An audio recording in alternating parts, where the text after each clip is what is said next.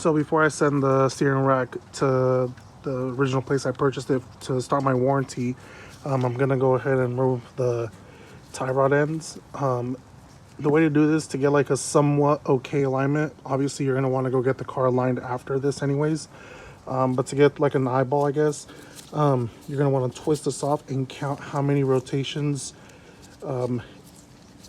before it comes completely off this, and that will give you a general idea how to put it back on the car. But I went ahead and purchased these from Rock Auto. You can get whichever ones you guys want, but these are the ones I'm going to be using. There's the part number for that, and the sway bar end link. I'm using an AC Delco one, and that's the part number. GM. This is a Japanese car though. Anyways, the only reason I didn't get the Moog ones was because the Moog ones are refillable, and I was reading online that if you don't service them, chances are the refillable ones will wear out quicker if you don't service them. And with my busy schedule, I barely have time to service my own vehicles, so the only thing I do is oil changes. So I'm just gonna go ahead and get these non-refillable ones. 22, 23, 23. Okay, cool. So 23 in. Now we're gonna take the new one and our new castle nut and go install it. 23 turns. It's already installed. Now I'm gonna tighten the castle nut down here and use the provided pin to secure it in place. Oh, and don't forget about the sway bar end link. I'm gonna get that Allen key to hold it in the middle and then use a wrench to turn it. So that covers suspension and steering. There you have it, installed with the cotter pin. Focus. There we go. All right, let's go do the other side. Already did the other side. Really simple, nothing too hard or out of this world. Boom. So I already went to the junkyard and I grabbed that union bolt along with the pressure sensor for the power steering, and I already went ahead and installed it. The union bolt's a 24 millimeter, kind of hard to get to, and then the pressure sensor is a 19 millimeter. You're gonna need a deep end for the pressure sensor, but shallow for the union bolt, so which is a 24 mil. So that's done. I ended up buying this Mishimoto oil catch can. It's a bit on the pricier side, but fuck it. Mishimoto for the win, since I'm rocking their radiator. That's the part number right there, and I'll go ahead and do an unboxing right now.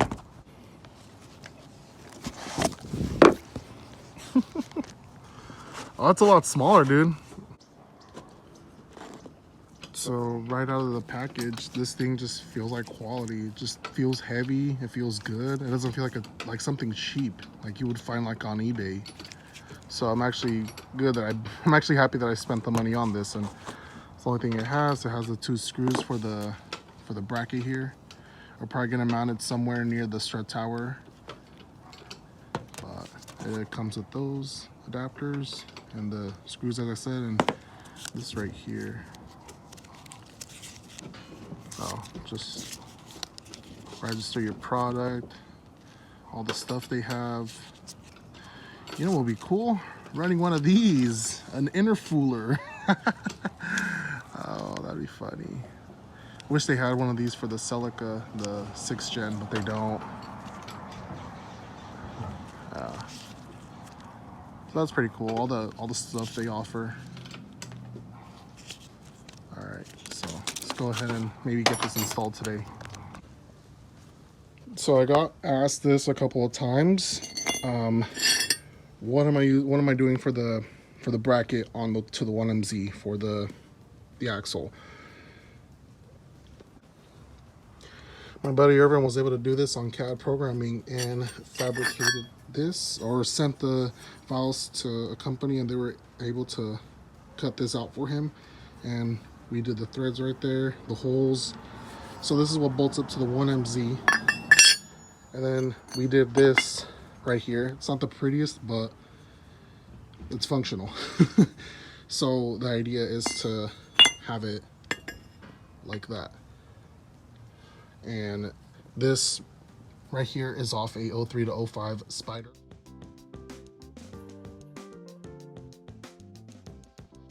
That's what we're gonna be running like so. Something like that.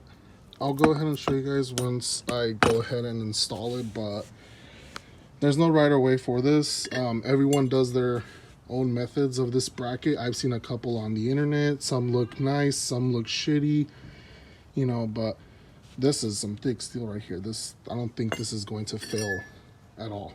Like, and it weighs. So this is what we're gonna be running.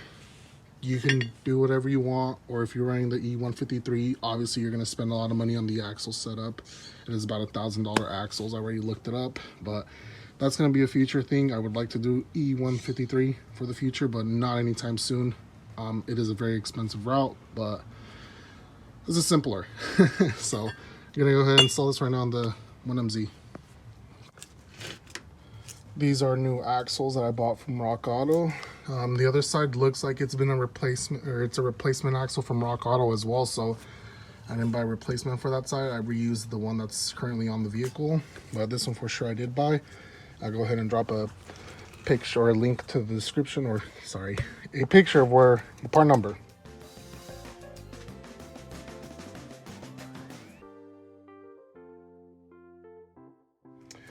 So let's go ahead and install it.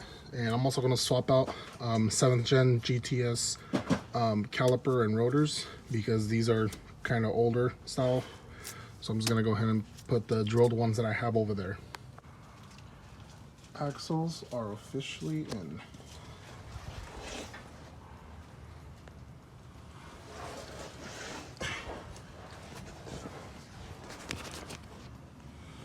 Better look at the setup here.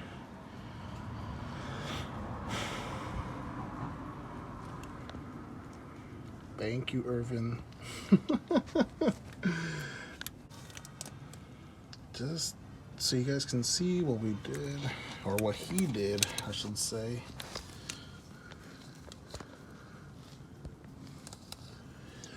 I will go ahead and throw on some pictures of the whole build process of this bracket. We did have to shave a little bit off the edge of itself. You can see right there where I grinded it off with a Dremel.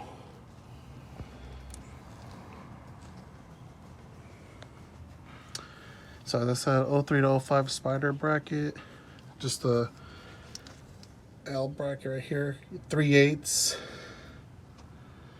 And then the custom one right here. This is over-engineered, but it's good.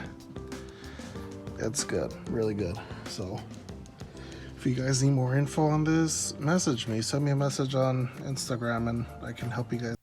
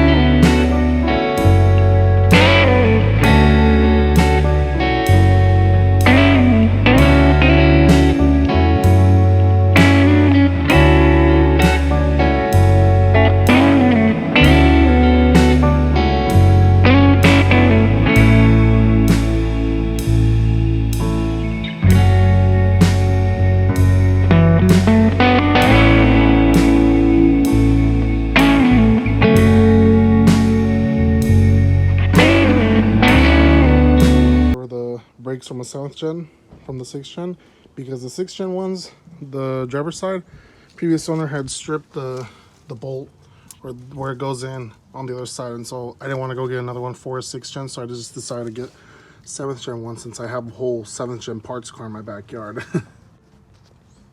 So there you have it. I already installed the 7th gen rotors and calipers and brakes. So let's go focus on something else. So I'm gonna go ahead and install this for that power steering line I told you guys about last time, but ended up buying one that didn't open, so I have to remove the line, but it's not a big issue. I can go ahead and do that, really simple. And let me go ahead and start removing it from the proportioning valve, and then the one over there, somewhere over there. So already finished wrapping the power steering hose. I ended up adding a third one of these. Should be fine. And logo's right there for the heat wrap. It looks really cool, actually. So that's how it's gonna be. I'm gonna get another one for the lower one, but it's a lot thicker, so it won't work for that one. And I use the whole thing and wrapped all the way over here, so it works kind of as an insulator as well if you think about it. Or it is an insulator, but for rubbing and whatnot. So I just finished dropping the steering column because I had to put the shaft, you would call it, shaft back into the steering rack. So I already put the steering rack back on, or the steering, kind of heavy, man. But it's already done. So here's my original one. You can see it's pretty damaged. Crack's going farther up, look at that. So I went to the junkyard and I bought another one. I know this is plastic and it's probably already brittle, but at least this one's in much better condition. And I'll hold on to this one. If anything, I could probably modify it, or I don't know. They still sell this new. I looked it up. It's not cheap, but worst case scenario, I can always buy a new one or just route the pipe, I mean the hose, straight to the heater core. But for now, I'm just gonna throw this one on. I'm gonna go ahead and fill it with some Valvoline Synchro Mesh. Get this asked a lot. What do I use for transmission fluid? Well, here you go. Or gear oil. Well, actually, transmission fluid. Jeez.